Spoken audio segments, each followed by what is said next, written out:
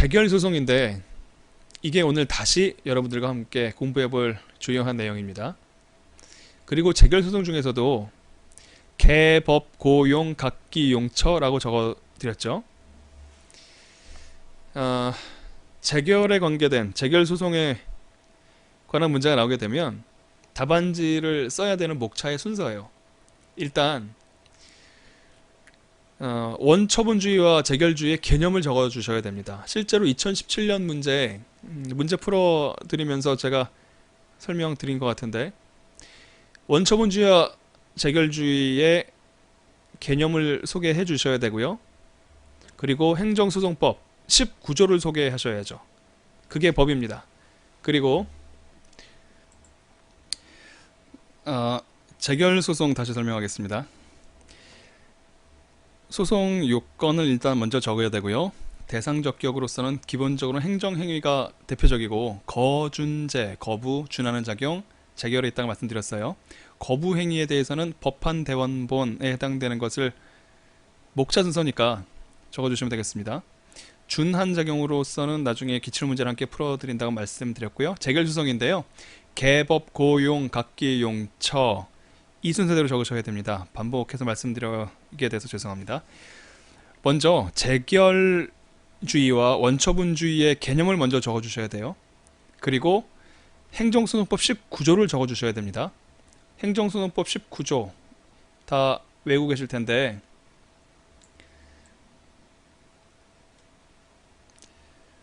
여기 있네요. 취소소송은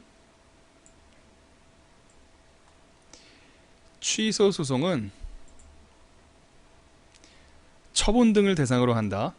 다만 재결 취소 소송의 경우에는 재결 자체에 고유한 위법이 있음을 이유로 하는 경우에 한한다. 이렇게 되어 있잖아요. 이 조문을 적어 주셔야 됩니다. 그리고 어떤 경우에 재결의 고유한 하자를 인정할 수 있는 것인지를 밝혀 주셔야 돼요. 이거는 지난 시간에 말씀드렸는데, 재결로 인해서 원고에게 추가적 불이익이 발생을 하면 그게 고유한 하자가 인정되는 겁니다.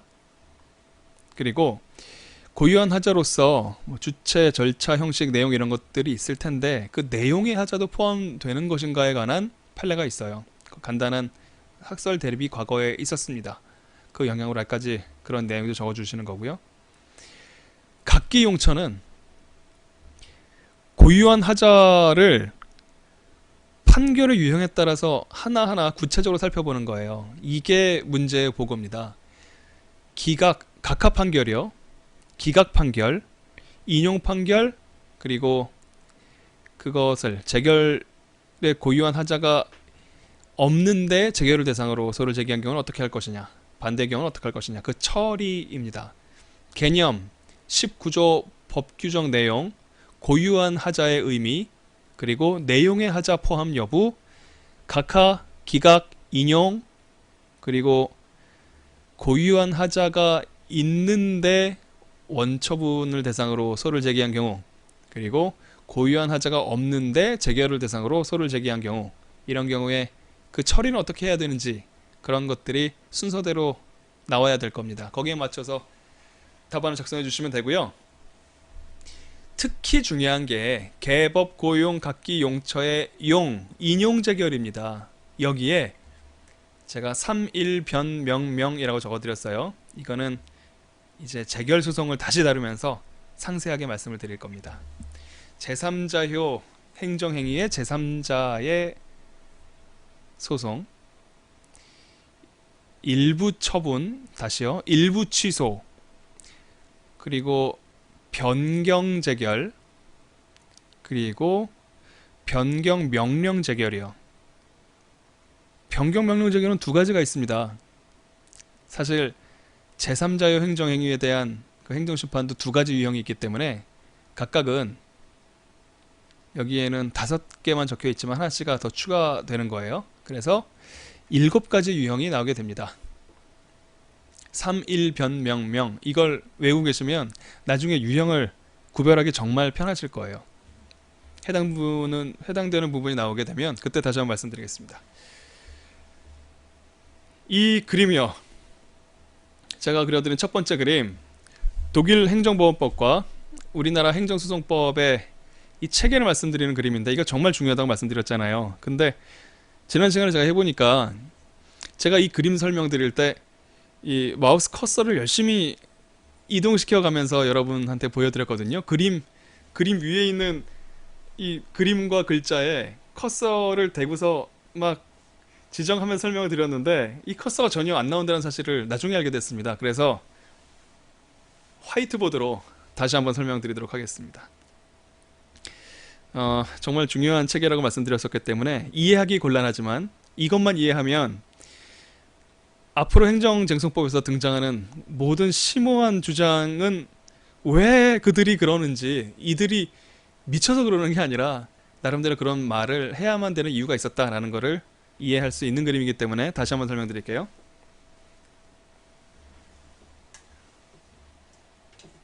독일 행정쟁송의 체계입니다. 독일의 행정법원법에 나와 있는 내용일 테고요. 먼저 국회가 있어요.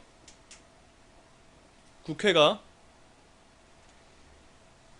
슈츠노름, 보호규범을 제정합니다.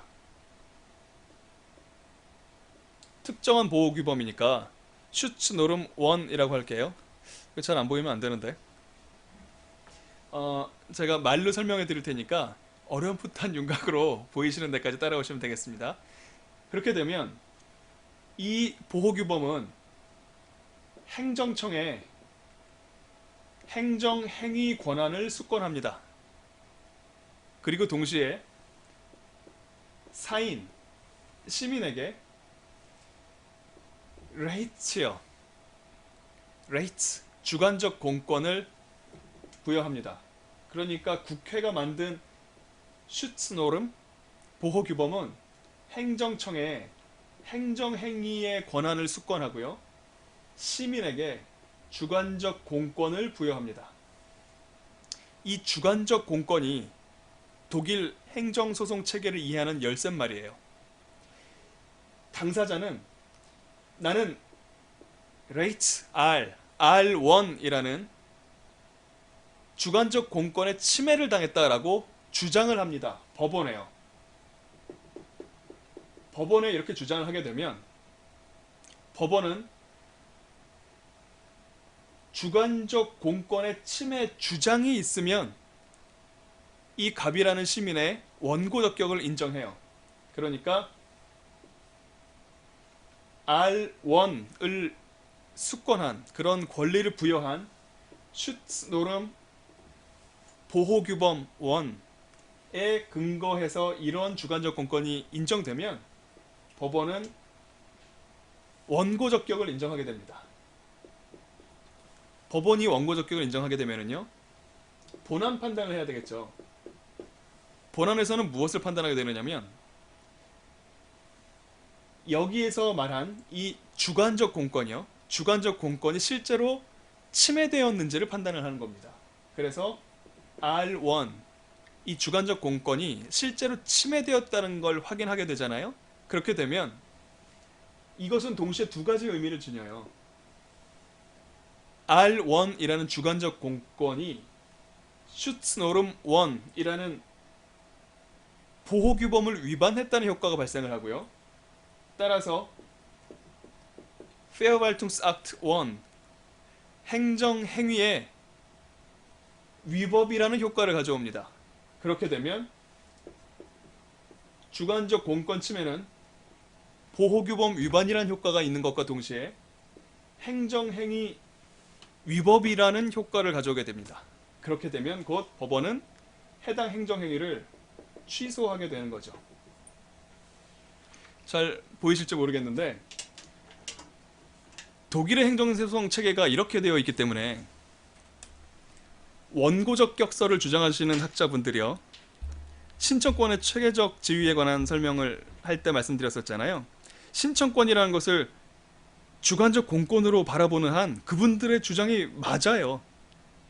특히 본안 요건서를 주장하시는 분들의 설명이 맞습니다. 만약에 신청권이 권리라면 그렇다는 말씀이죠. 제가 거기에 대해서 논문을 썼습니다. 제 석사 논문 주제라서 이제 뭐 지금까지 기억을 확실하게 하고 있는 거죠. 신청권은 굉장히 애매해서 꼭 그렇게 봐야 되는가에 대한 의심은 있을 수 있지만 우리는 수험적으로 판례를 비평하는 정도로 이 상황을 이해할 수 있으면 족합니다. 그래서 본안 요건서를 주장하시는 분들이 이런 말씀을 하시는 거잖아요. 주관적 공권이요. 주관적 공권의 침해 주장만 하게 되면 원고 적격은 인정되는 거고, 주관적 공권이 실제로 침해됐다는 게 확인이 되면 본안에서 승소해서 행정행위, 당해 행정행위가 취소된다. 위법의 효과가 발생해서 취소된다.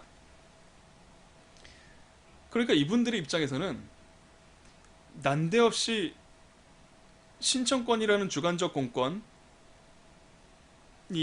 원고 적격 요소, 다시요, 대상 적격 요소라는 것을 이해하지 못하시는 거예요. 체계가 이렇게 됩니다. 대원 익피 전관기라고 말씀드렸잖아요.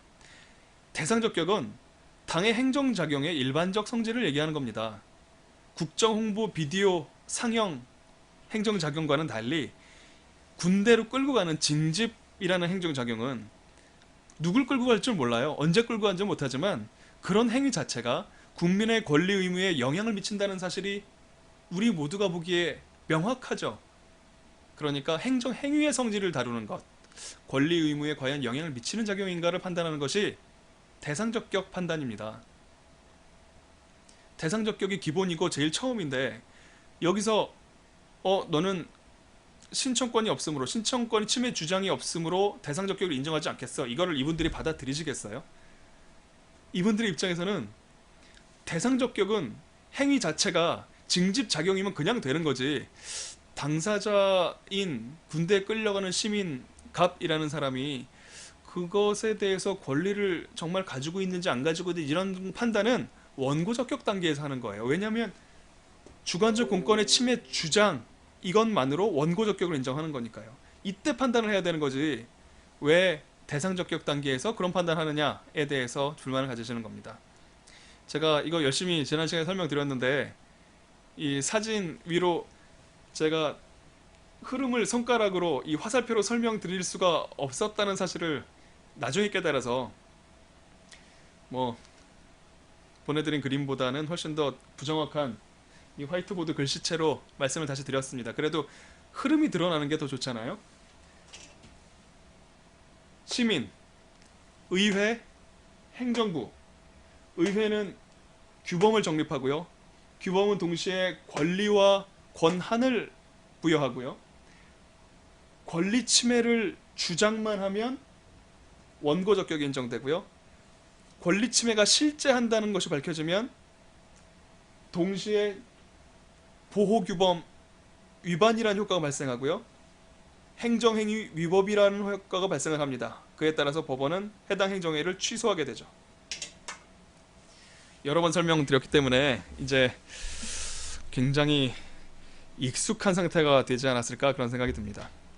노무사 행정쟁송법을 준비하시는 분들로서 이 독일의 정교하게 짜여 돌아가는 행정소송 체계를 제대로 이해하고 계시는 분은 사실상 여러분들 말고는 없을 거예요. 이 내용들을 잘 이해하고 계시다가 교수님들이 어떤 주장을 하는지를 보시고 아, 이 양반이 이래서 이런 주장하시는구나 라고 혼자서 속으로 뿌듯해 하시면 되겠습니다.